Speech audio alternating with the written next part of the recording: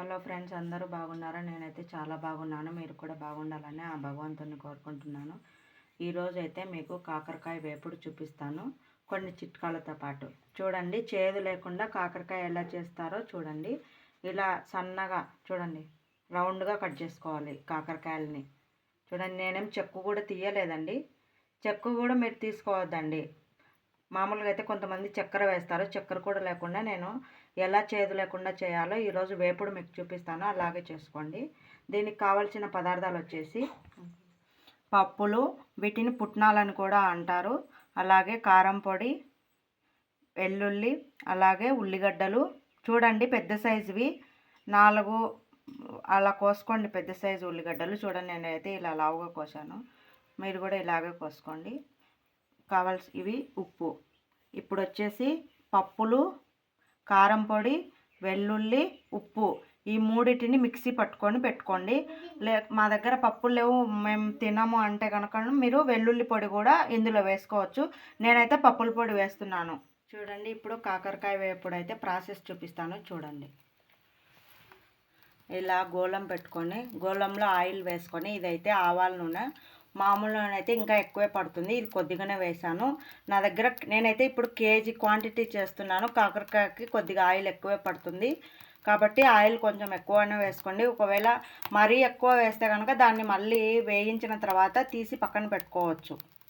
చూడండి, ఇలా oil heat అయిన తర్వాత ఇందులో మనం కట్ చేసి పెట్టుకున్న కాకరకాయలు వేయండి.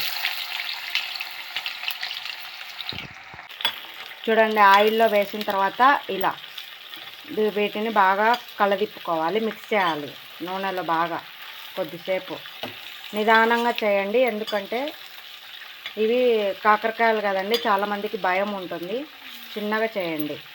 అంతా మిక్స్ చేసిన తర్వాత ఇప్పుడైతే మీకు దీన్ని మిక్స్ చేస్తూ ఒక టిప్ చెప్తాను, వినండి. కాకరకాయ చేసేటప్పుడు ఎప్పుడు ఫ్రై చేసేటప్పుడు మూత పెట్టకుండా చేయాలి. మూత పెడితే బాగుండదు.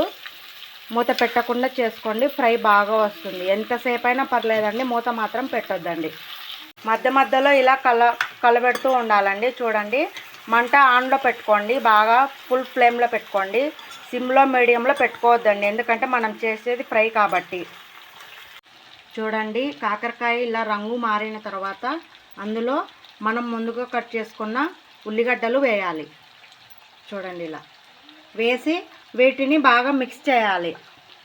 చూడండి, ఉల్లిగడ్డలు వేసిన తర్వాత ఇలా కలుపుకోవాలి.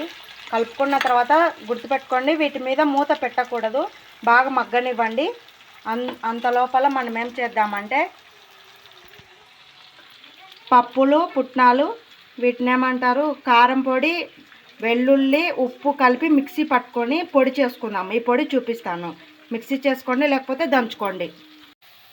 చూడండి, ఇలా ఫ్రై అయిన తర్వాత ఇందులో మనం ముందుగా పట్టి పెట్టుకున్న పప్పుల పొడిని వేయండి. చూడండి, మీకైతే సింపుల్గా కనిపిస్తుంది, కానీ ఇది చేయడానికి నాకు మినిమం 40 నిమిషాలు పట్టింది ఈ కలర్ తెచ్చుకోవడానికి. మీకు ముక్క కూడా చూపిస్తాను చూడండి, పట్టుకొని చూడండి. చూడండి, అలా ఉడకాలి. ఉడికితే ఇందులో పప్పుల పొడి వేస్తున్నాను చూడండి. ఇప్పుడు పప్పుల పొడి వేసి ఇందులో కలిపేద్దాం, నీట్గా మిక్స్ చేయాలి. మిక్స్ చేసిన తర్వాత మీకు చూపిస్తాను. చూడండి, పప్పుల పొడి కలిపిన తర్వాత చూపిస్తున్నాను చూడండి, ఫ్రై ఎంత బాగుందో.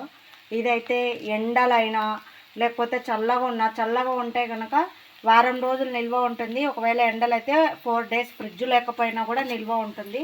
చూడండి, ఆ లోపల మిగిలిస్తే, ఎందుకంటే ఇది చేదు ఉండదు, తినేస్తారు. చూడండి, దీనిని ఇప్పుడు నేను సర్వ్ చేసి చూపిస్తాను. కాకరకాయ వేపుడు చూడండి, సర్వ్ చేసిన తర్వాత ఎలా ఉందో కాకరకాయ వేపుడు. చూడండి, మాడకుండా అలాగే క్రిస్పీగా చూడండి, చూపిస్తాను చూడండి.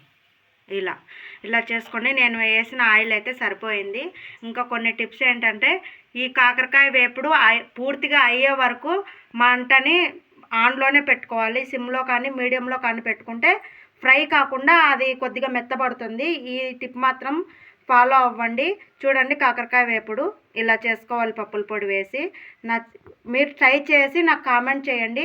నా ఛానల్ నచ్చితే సబ్స్క్రైబ్ చేయండి. Please support.